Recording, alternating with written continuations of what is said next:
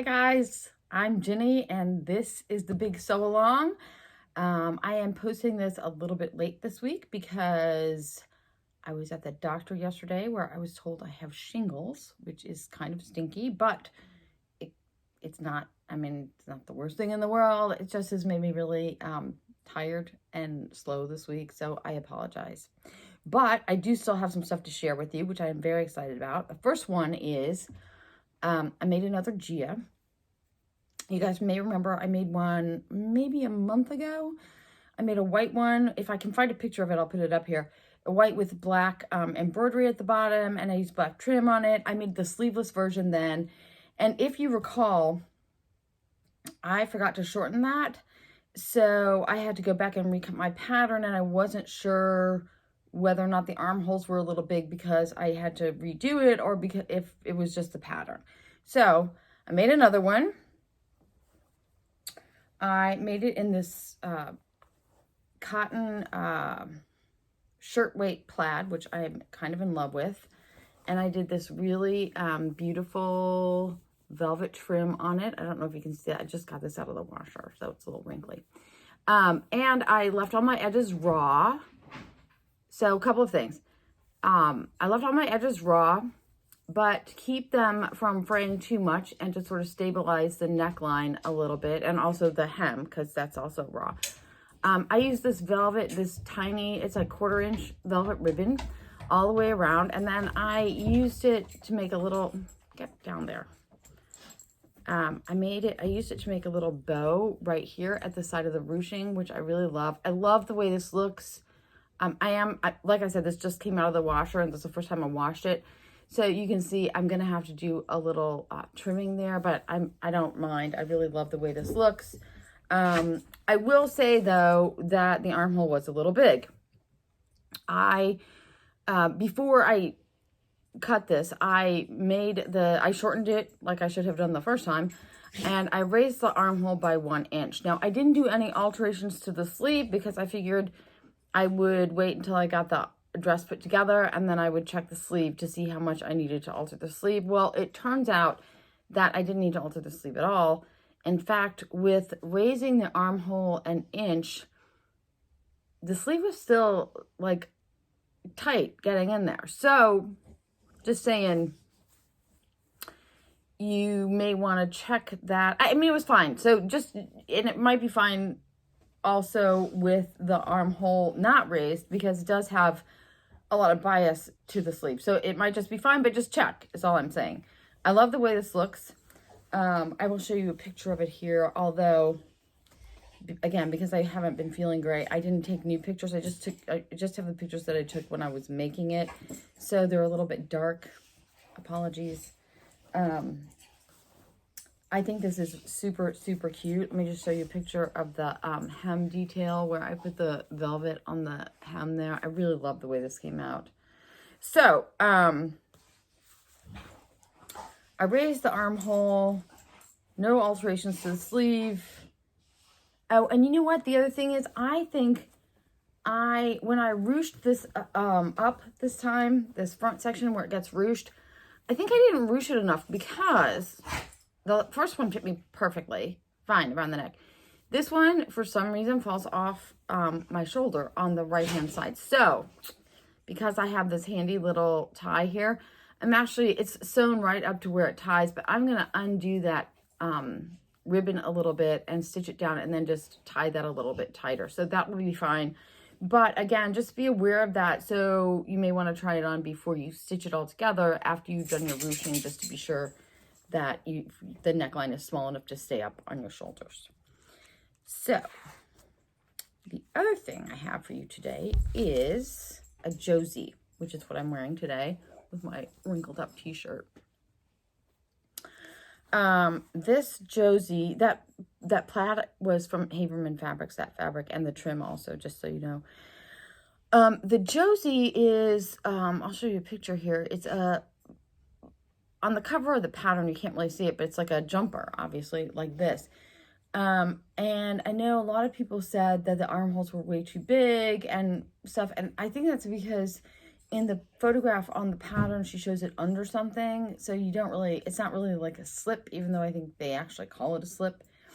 At least for me, it's not. You could easily alter this to raise these armholes, but you can see they're quite big. So you can easily fix this to raise the armholes. I did have to shorten my straps considerably.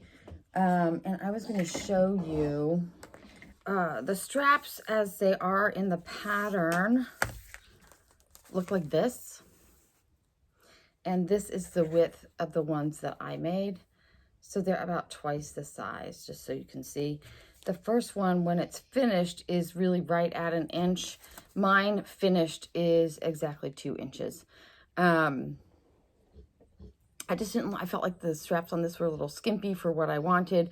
Although if you're going to do it more as a slip, I think this is probably a better width. Also this, I don't know if you can see it, this is the length of the strap. I needed nowhere near that. And also I think if you're going to make it as a slip, you probably will also not need anywhere near that. So I shortened the straps. I did a couple of other things. I narrowed the bodice a little bit. You can see it's plenty big. I wanted this part, I keep hitting my mic, sorry. I wanted this part here to be 12 inches, just like my overalls from last week. So I narrowed this a little bit. I narrowed both the front and the back. And then I eliminated the darts in the back.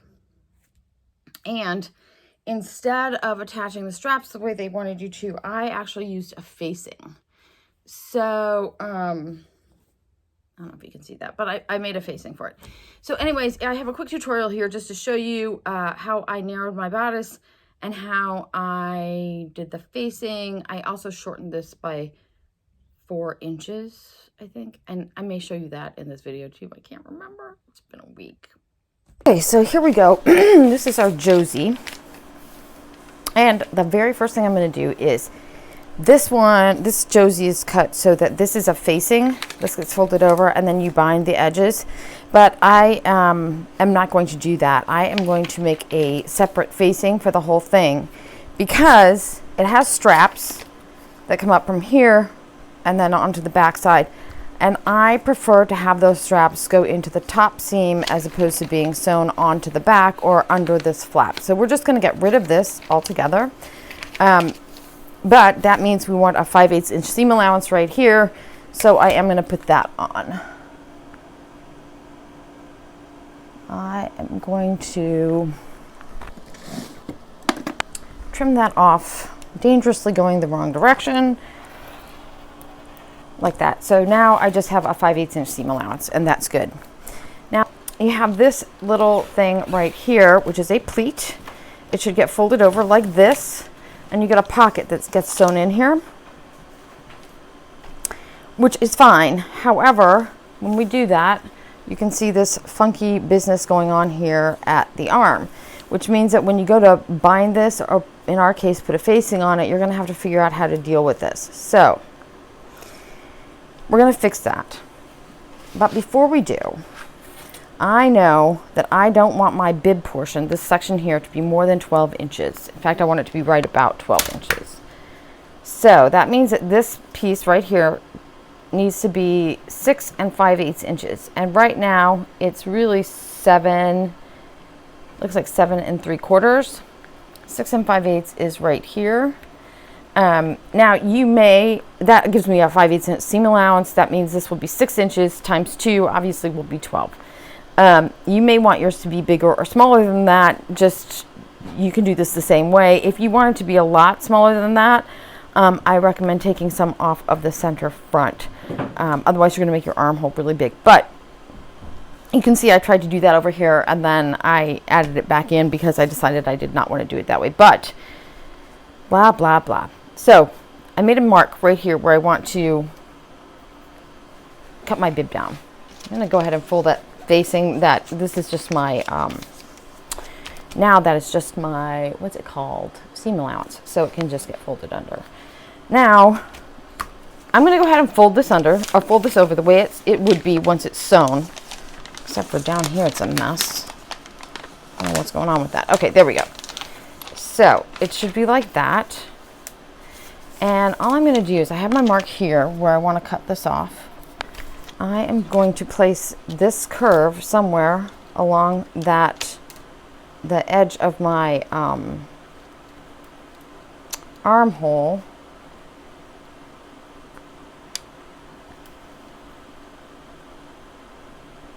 And I think, honestly, I think it will be fine. Whoops. I think we'll do it like that. That looks pretty good. Just like that. So, in this case, all I'm really going to do, that's really fine, just like that. So all we're really going to do is slice that right off. Like that. Now, when you fold this together and sew that down with your pocket, you're going to have a nice even edge here for your armhole. When you go to cut your pattern, it's going to look weird. It's going to look like that. But that's really the way it has to look in order for this to be flat and look normal once you sew it together. Now, once you do that, you've obviously made your armhole a little bigger. This is going to be almost more like a pinafore armhole. If you want your armhole to be smaller, you may need to raise this a little bit here. I'm going to leave mine like this for now because I think this is just the way I want it. Now, the only other thing I'm doing to this pattern in terms of altering the actual pattern is shortening it about 4 inches. So I'll go ahead and do that. Okay, now we're going to make a facing for this, and all I'm going to do is I'm going to open out my seam allowance, and you can see that my seam allowance is a little funky here. That's okay. We can cut that straight off later. It really should be straight like that. Okay, we're going to have this, to make our facing, we want this to be folded over because this is the way the dress is going to be once we put the facing on. And all I'm going to do is, I'm going to put this paper under here like so. Actually, I'm going to go ahead and fold that seam allowance under because I think it's just easier if I already know I have to add it on. Okay, so this way, I'm just going to trace around this top portion.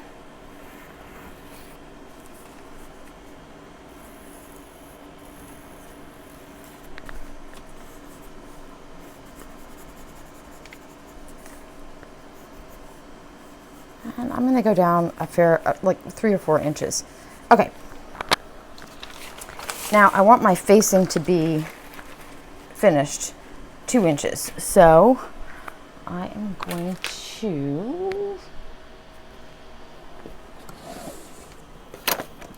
use my little ruler here. And I'm just going to mark this at 2 inches all the way around. So that's 2 inches.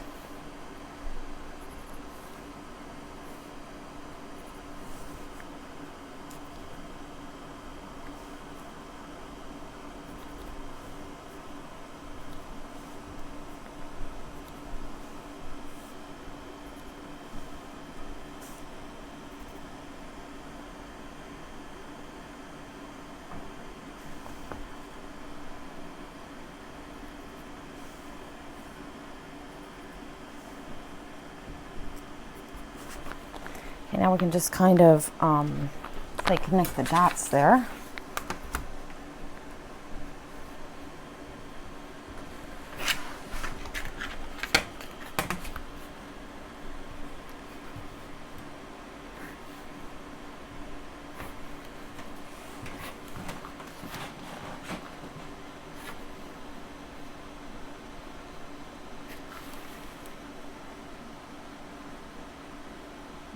That goes like that. Looks good. Okay, so that's essentially our facing. However, we're going to want to add a seam allowance because this is the size I want it to be when it's finished. So this edge here already has a seam allowance because it's the same as the dress. We cut it off at the top, so we're going to add that back on.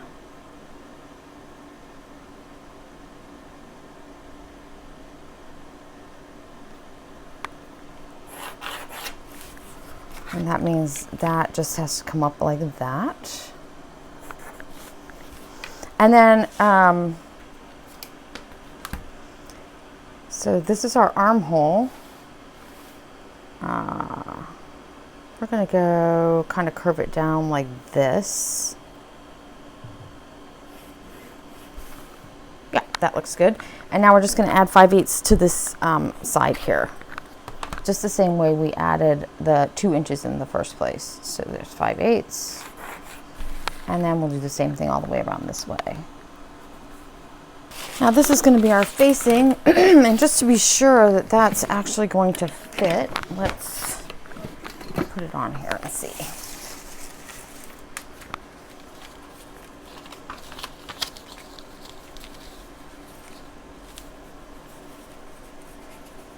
Yeah, that looks good. Okay, so you're going to cut 2 of these on the fold. This will be your fold right here. We've used 5/8 of an inch seam allowance. And I'm actually going to interface my pieces as well. All right, so I hope that was helpful. The only other thing I did to this, and you'll be able to see it, the pictures here, I faced my hem instead of just hemming it. I have these 2 fabrics. These are both from marcytolton.com, and I bought them early in the spring. They coordinate, and I really love them together. So I used this stripy portion for my pocket and also for my facing, my hem facing and also the inside facing. The other thing is, did I say that I raised the pocket? In this dress, it's supposed to be more of like at your waist, like an apron kind of pocket.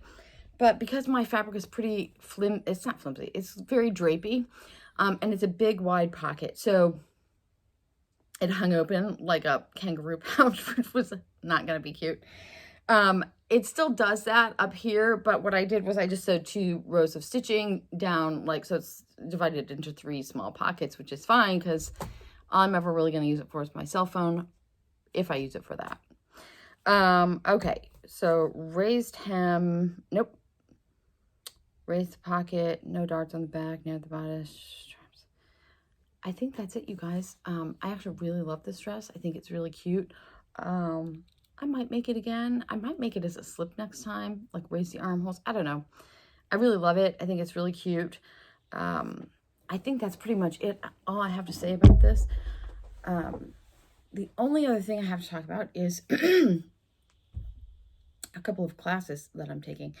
I signed up to take a sleeve drafting class with Alice and Company next Wednesday, and they've done this. I took a class with them early in the summer, and you guys, if you watched my channel back then, you'll remember that I was totally messed up about the times, and so my class started at like 5 a.m. because I was there in London. I was completely confused about the time zone.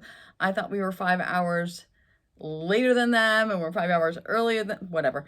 They have now started doing some classes in London evening time, so I double checked, and it's in the afternoon for me. It's like I said, next Wednesday. Anyways, I really like her classes, and I feel like learning how to draft a sleeve would be really helpful for some of my Tina Givens patterns so that I can alter the sleeve shapes and stuff like that if I wanted to. The other thing is I've really been into zero waste sewing lately, so I ordered a couple of books about that, which I'll hopefully get in the next couple of days, and I can show you next week. But the other thing I've really been into lately is upcycling and sewing clothes from upcycled fabrics and whatnot. A lot of other people are really into that too. But anyways, Michelle Paganini of Paganoonoo Designs has an online, like a streaming class you can buy. She has several. She has a streaming class that I really want to take this week on making an upcycled bag out of jeans. I don't really have a lot of jeans, but I'm going to try to snag a pair of my husband's. Maybe he won't notice. Not likely. He'll notice. Trust me. But anyway, I'm thinking that that's what I'm going to try. And if I, in fact, do get that done, then hopefully I'll be able to show you guys that next weekend as well. Or next week. Like I said. Phew. All right, guys. It's been a pleasure having you here. I really appreciate you stopping by. I look forward to seeing you all again next week. Bye, guys.